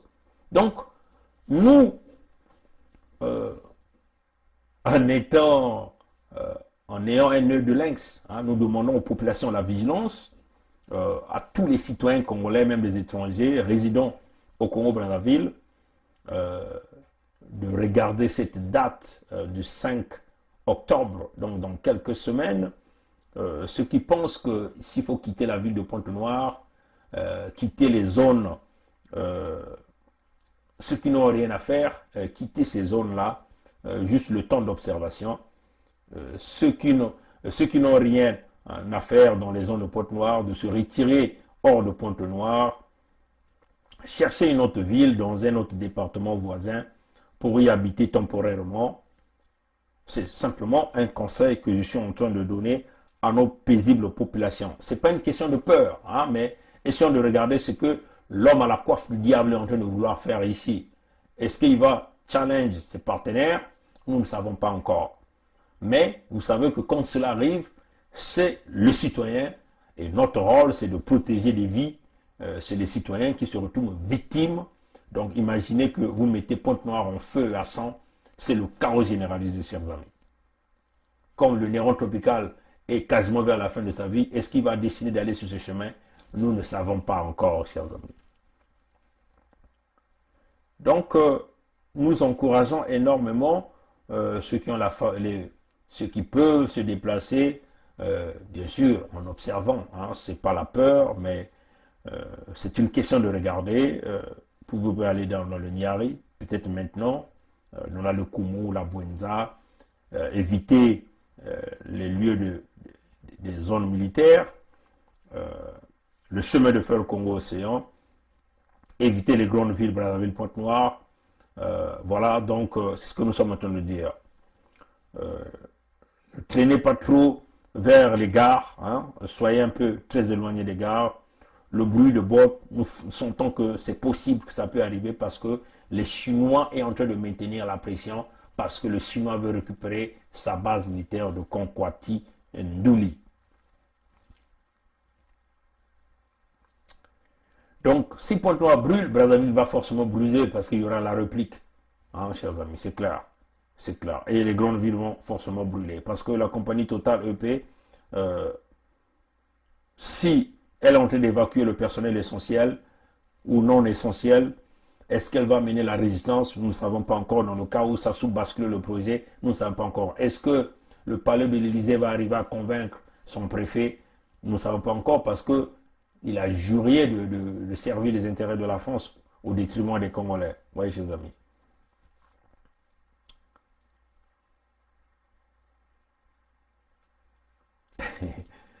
Ça, j'ai pas envie de parler de la partie stratégique. Hein. Ça, c'est donner les tuyaux au Néron tropical.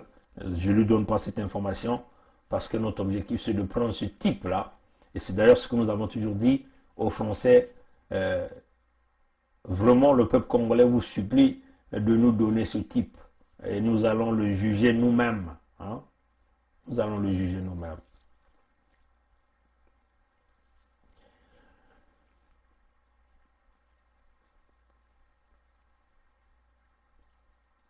Voilà, donc le tyran apparemment a un projet. Le projet, c'est ce qu'il a là, c'est éventuellement se brûler ces plateformes, saboter les plateformes, saboter les installations pétrolières. Les gens des mains du tyran sur la ville de Pointe-Noire, il y a Olesongo Ondaijan, qui est le commandant de zone militaire de défense de Pointe-Noire et de Kouilou. C'est lui qui gère toutes les troupes du Néron tropical dans la ville de Pointe-Noire.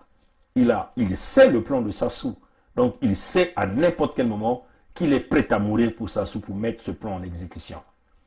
Aujourd'hui, on nous parle, Total est infiltré, Eni est infiltré, Ndjeno est infiltré.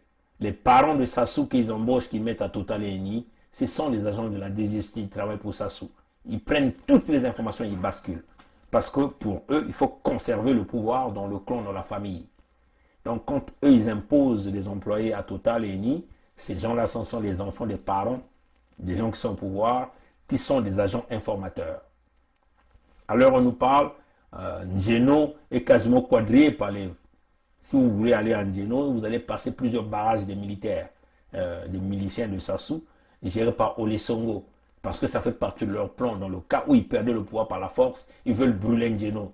Alors que Ndjeno n'appartient pas à Poro ni à Mouébara. Ça n'appartient pas au Mboshi, là, hein, Ndjeno. Mais regardez l'état machiavélique d'un psychopathe que nous appelons Sassou de nuit, jusqu'à quel niveau il est capable d'aller. Hein, chers amis. Pour lui, donc, s'il perd le pétrole, il perd cette fonction, il croit que cette fonction-là, c'est pour son père, c'est pour sa mère. Hein. Donc, si ce n'est pas lui, c'est sa famille. S'il le perd par la force, il doit brûler le Congo, parce qu'il a toujours dit qu'il n'ira pas seul. Et nous devons l'empêcher. Donc, c'est Olesongo Ondaijan que la France a couronné, a donné ses grades, c'est lui qui est là pour exécuter ce projet-là. Sans oublier, vous voyez qu'il faut aussi voir les forces de la Gestapo. Il n'y a pas seulement Olesongo Ondaijan, mais il y a aussi le camp de formation de Makola, hein, qui est un lieu stratégique pour le Néron tropical pour faire du mal aux populations. Hein. C'est aussi un point accès filtrage. Hein, un point filtrage parce que c'est aussi le bouchon d'entrée ou sortie de Pointe-Noire. Ouais, et là, Sassou a renforcé beaucoup de gens de Tchambitola. Donc, vous voyez que du point de vue stratégique, il suffit de pilonner un drone là-bas pour neutraliser les miliciens de Sassou. Bien sûr, toute cette zone de Inda est entre les mains de ces forces de Sassou qui se retrouvent dans la zone de Makola.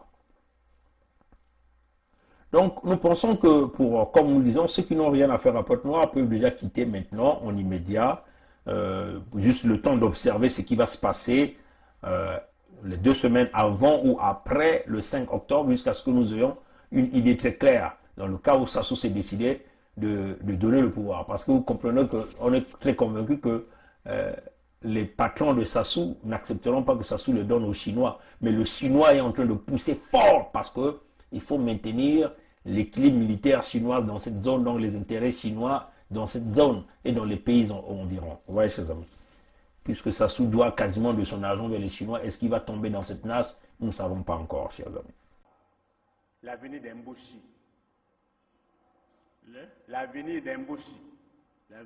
L'avenir d'Emboshi. Et qu'après, Sassou, que serait l'Emboshi? Il faut qu'on réfléchisse.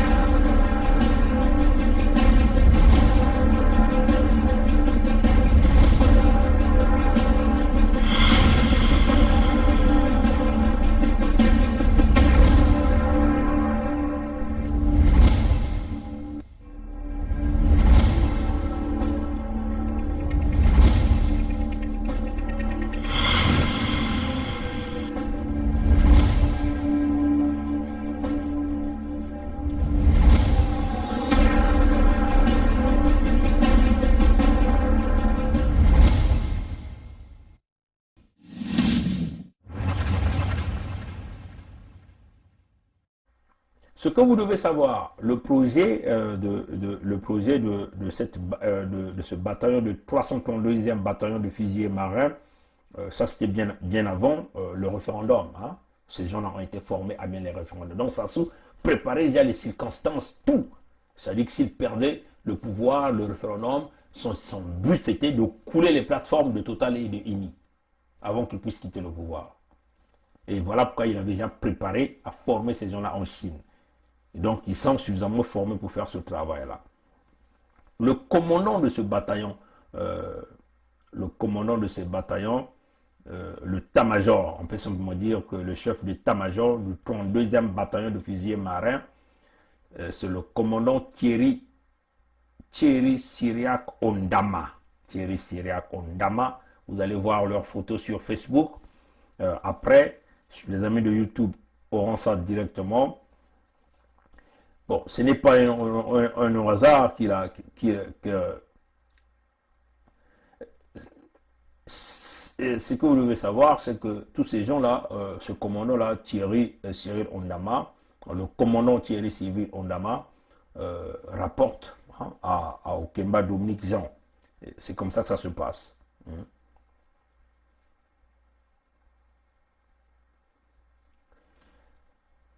Ce que vous devez savoir de ce commandant, de cette famille Ondama là, il y a Ondama Thierry Syriac, a été écarté pour des raisons de santé. Il a fait un AVC irréversible, donc éventuellement il présente des paralysies au niveau de la main gauche.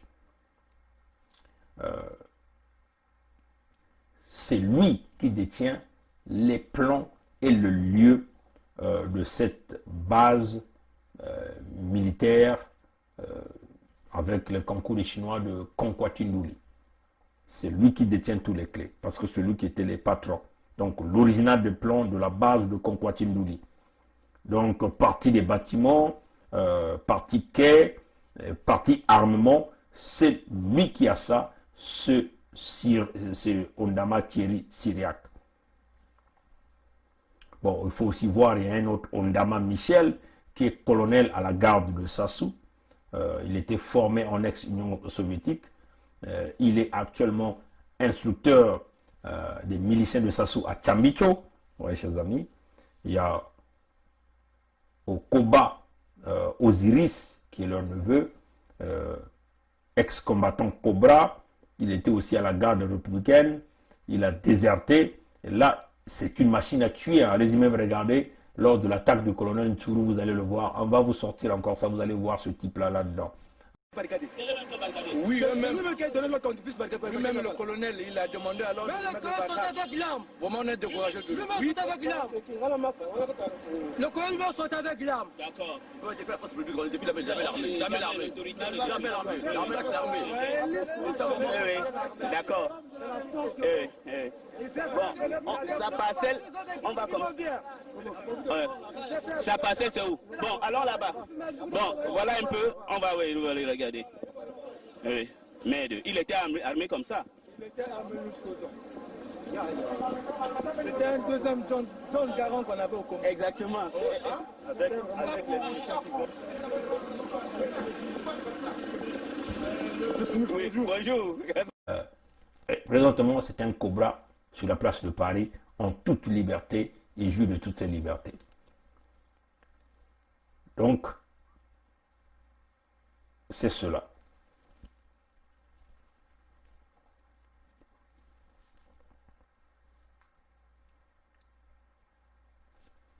Bon, je vais rapidement essayer de terminer cette partie. Ce que vous devez savoir, c'est que la Chine aujourd'hui est prête à faire face, avec bien sûr le concours de ce 332e bataillon de fusiliers marins pour mener sa défense pour ses intérêts. Donc, essayer de se positionner dans la sous-région.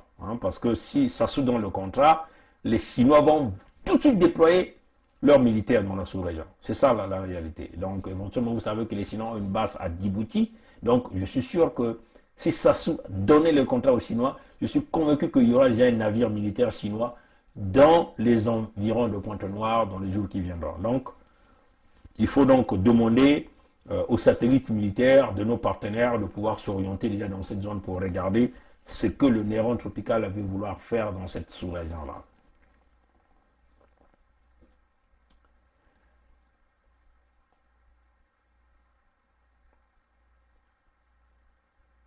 Bon. Pourquoi nous demandons les populations de prendre déjà leur disposition, parce que Pointe-Noire est vulnérable. C'est ce que vous essayez de regarder la stratégie de Pointe-Noire. Si vous mettez un bouchon à Tchamban-Zassi, un bouchon à Makola, un bouchon à Luango, vous voyez que les gens sont pris comme dans un entonnoir là, chers amis. Vous n'avez nulle part où aller là. Donc ça va être difficile pour les gens. Donc ça va être compliqué pour les gens. Mais si les forces qui viennent sont de notre côté, ça sera le point de filtrage pour tous les cobras de Sassou qui vont vouloir s'échapper. Certainement qui vont laisser les tenues, où ils vont chercher à faire la guerre en ville pour massacrer le maximum des populations, donc briser la ville. Mais c'est ça l'objectif de Sassou. C'est pas pour rien qu'il construit Oyo. C'est pas pour rien qu'il construit forcément Oyo. Son objectif, c'est de détruire tout l'ensemble du territoire et que seul Oyo demeure intact. Donc ça, c'est un projet macabre, très dangereux à regarder. Bon, vous voyez encore la vulnérabilité de la ville de Pointe-Noire, c'est que pour les populations, vous aviez le camp militaire de l'armée de l'air, non loin de l'aéroport Augustino Neto de Pointe-Noire. À proximité, vous avez donc éventuellement des bérets rouges, bataillon Saint-Michel, ce que Sassou appelle les super commandos. Donc ça seront des choses que nous connaissons, nous disons ça, nous sommes bien informés. Pourquoi nous disons ça? Pour qu'ils sachent comment nous connaissons la géographie de la ville de Pointe-Noire, stratégiquement du point de vue militaire. À l'entrée du port, vous avez une base de l'armée de terre, hein, puisque ces bases-là sont faites quasiment côte à côte avec la base marine, hein, de la marine marchande. Hein. Ces bases-là, les bérets noirs font côte à côte, on peut le simplement dire comme ça. Et d'autres bases marines sur le littoral, éventuellement frontière Cabinda, frontière vers le Gabon. Il a aussi créé des petites bases là-bas, hein, chers amis. Bon, l'aéroport de Pointe-Noire, nous savons qu'il y a quelques radars niveau 2 de l'armée de l'air qui sont là, mais qu'on peut neutraliser avec des signaux très grande fréquence. Hein, vous voyez, chers amis. Ah, ça on te l'avait déjà dit. Vous voyez, chers amis. Bon, on peut aussi parler de l'extension. Bon, est-ce que ça, j'ai pas envie de parler, ça m'intéresse pas. Bon, je crois que je ne veux pas trop aller dans toutes les stratégies ici. Je vais simplement le dire, puisque nous savons que Sassou est quasiment, c'est ça la difficulté. Le terminal de Ndiéno, est-ce que la France va continuer avec Sassou, va continuer à protéger cette famille au détriment du peuple congolais? Ça, c'est la question que nous nous posons. Bon, considérons que la France décidait de partir, laisser Sassou continuer à évoluer avec ces Chinois. Ça serait vraiment... moi, ce qui me dérangeait, c'est que Total aurait commis des crimes au Congo et Total s'en va en laissant le peuple congolais dans ce bourbier. Hein, chers amis, c'est quand même compliqué, chers amis. Nous pouvons penser que si Total pouvait partir en nettoyant son bourbier, ben, ça ferait de la joie pour le peuple congolais, peut-être une reconnaissance de la part du peuple congolais, hein, quand même. Et c'est ce que nous sommes en train de demander à Total, de prendre ses responsabilités, parce que c'est vous, c'est Total qui a installé Sassou au pouvoir au détriment du peuple congolais. Donc si vous décidez de vous délocaliser en Angola, vous ne pouvez pas aller en nous laissant le bourbier Nguesso que vous nous avez laissé là. Il faut donc se débarrasser de ce bourbier Nguesso, forcément. Et sinon, ça serait de la tristesse, ça serait une honte, hein, ça serait un manque de responsabilité de votre part. Hein. Il faut nettoyer votre bourbier avant que vous vous délocalisez. C'est cela la vérité. Hein. Même si vous décidez de rester parce que vous avez eu le contrat, comprenez que le peuple congolais n'en peut pas. Hein. Voilà pourquoi nous sommes en train de dire à tous nos compatriotes que personne ne viendra aider le Congolais, ni la communauté internationale, parce que tout le monde ne vise que ses intérêts. Vous avez vu, les Français visent les intérêts, les Chinois sont en train de viser les intérêts, les Turcs sont en train de viser les intérêts. Tout ce qui vient là ne vise que leurs intérêts. Et vous, quel est votre intérêt? Votre intérêt, ce sont vos terres à vous, vos populations à vous, vos ressources naturelles à vous. Ça sent vos intérêts. Donc, vous aviez là le droit de protéger.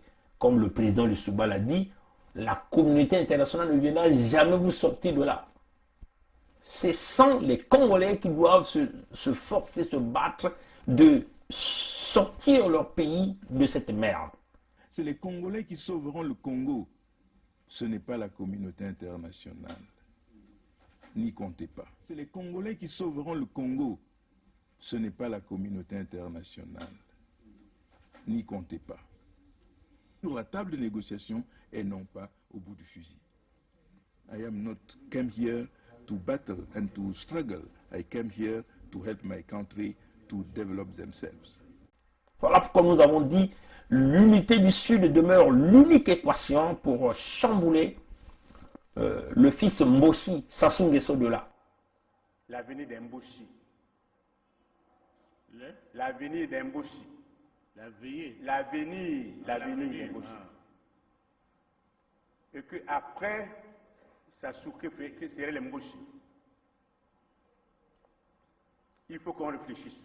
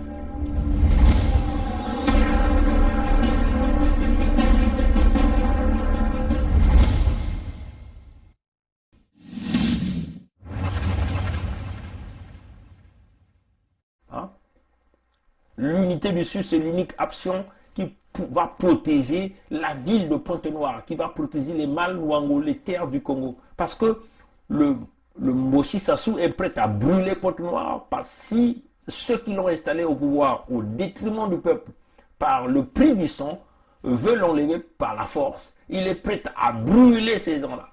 Quand même qu'il a profité du pétrole de Mal-Luango, il est prêt à brûler Pointe-Noire. Donc même le roi Mal-Luango, qui acclame Sassou, qui fait des rituels de lavement des pieds, va être brûlé par Sassou.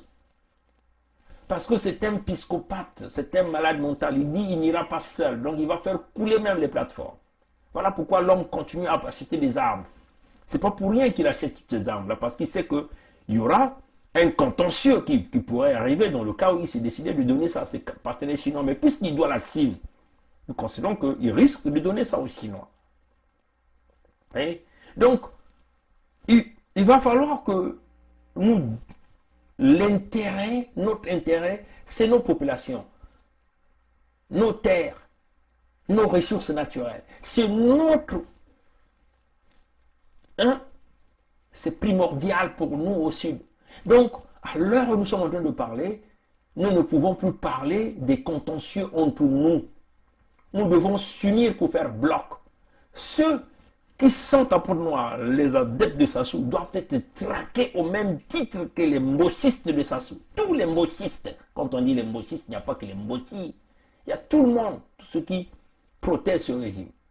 L'unité du Sud demeure l'unique option pour protéger la ville de Pointe-Noire.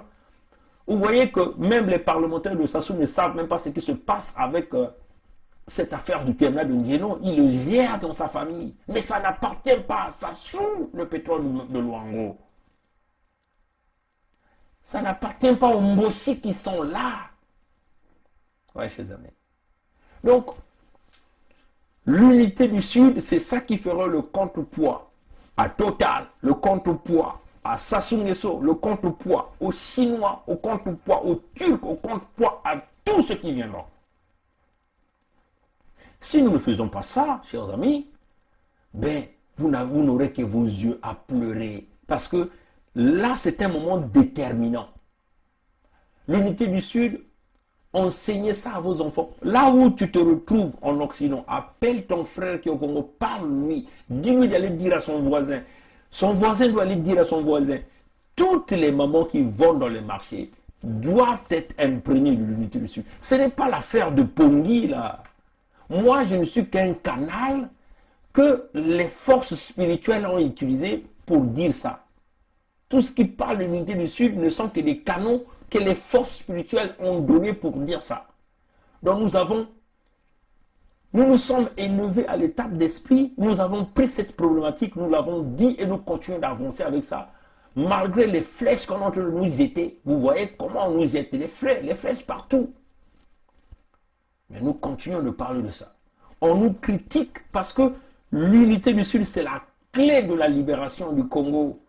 Les nordistes ne vont jamais se lever pour libérer le Congo. Eux-mêmes, ils sont liés. Parce que nombreux parmi eux se sont regroupés. Ouais, ils continuent à appeler Sassou Bokonzi. Ouais, mais eux aussi, ils vont perdre quand Sassou va décider de brûler Pointe-Noire. C'est tout le monde qui perdra. Ouais, chers amis. Donc, vous avez quitté les villages nord pour venir faire la vie à Pointe-Noire, mais votre patron va brûler Pointe-Noire parce que si il donne le contrat et que les Français résistent pour des problèmes d'intérêt, nous tous nous sommes foutus. Voilà pourquoi nous devons être un contrepoids. Contre Total, un contrepoids. Contre Sassou, un contrepoids. Contre la Turquie, un contrepoids. Contre tout intérêt qui vient pour nous piller. L'unité du Sud doit être ce que nous devons respirer. À l'heure où nous sommes en train de parler, au Congo, tout le monde devait déjà commencer à parler de l'unité du Sud. Congo. L'avenir d'Emboshi. L'avenir d'Emboshi. L'avenir d'Emboshi. Et qu'après, Sassou, que serait l'Emboshi? Il faut qu'on réfléchisse.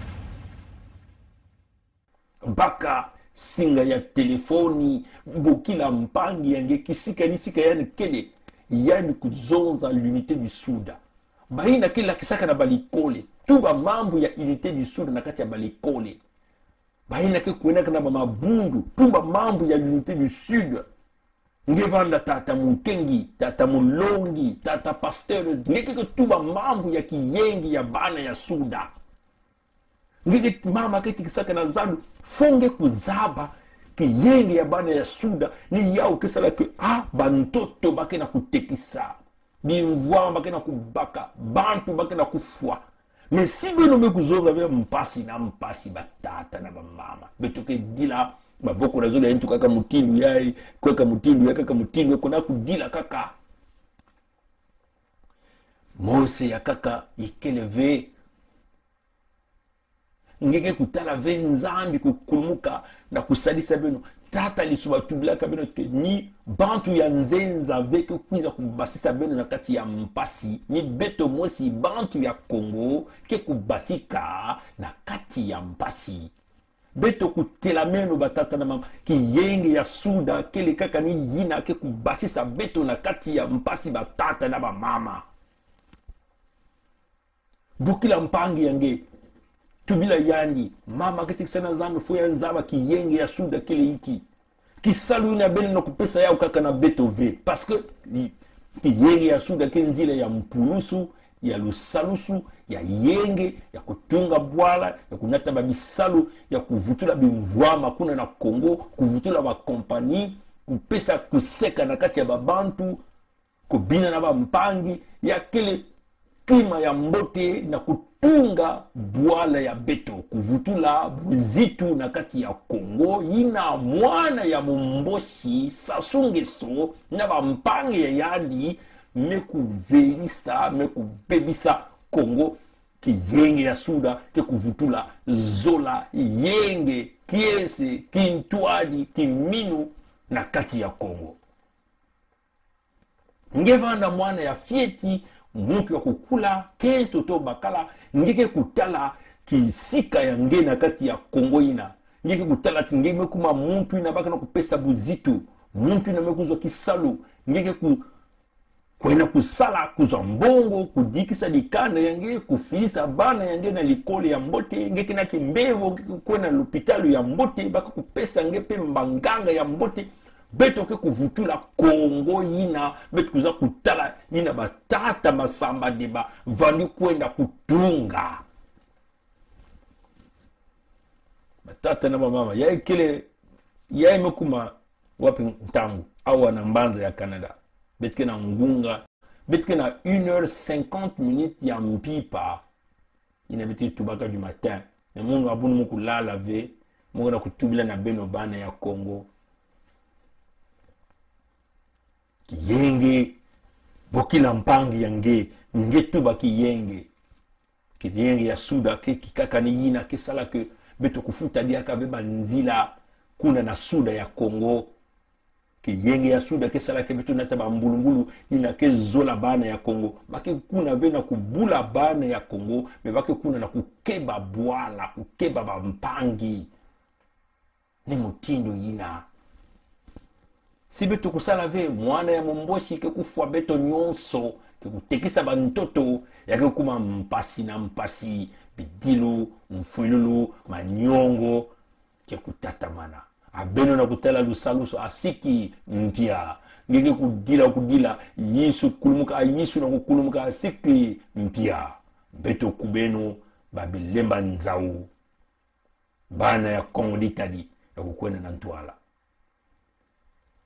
Donc terminal ya njeno ya ibak nkanyampe mbakena soto kupesa kana na ba français kana ba chinois kana ba turc yina kele diambo ya betove si bitu mesala kiyenge beto ko kubaka yao sa mutima futa ya ndombe ina ya keleve ya ba français ya keleve ya ba hihon ya keleve ya bantu ya Turki ya kele ya bana ya le Congo ba mbongo ina bakopesa na yandi yibetka kutuba yina kele diambo ya betove beno kwena kulomba bambongo ya beno na dikanda ya nkadiampe mamutantu mukuyu nikuna betuna kulomba kimpwanza ya royaume nyonso ya malwango mfumo ya malwango roi ya malwango tata malwango kutelama sikime kutelama ve pasi na mpasi matondo na ngwiru ya mbote. Merci d'avoir suivi le direct.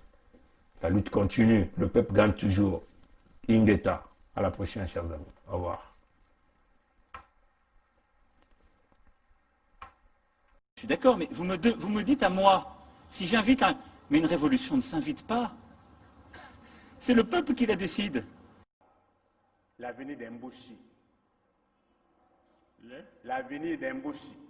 L'avenir d'Emboshi. Et que après, ça souque que serait l'Emboshi. Il faut qu'on réfléchisse.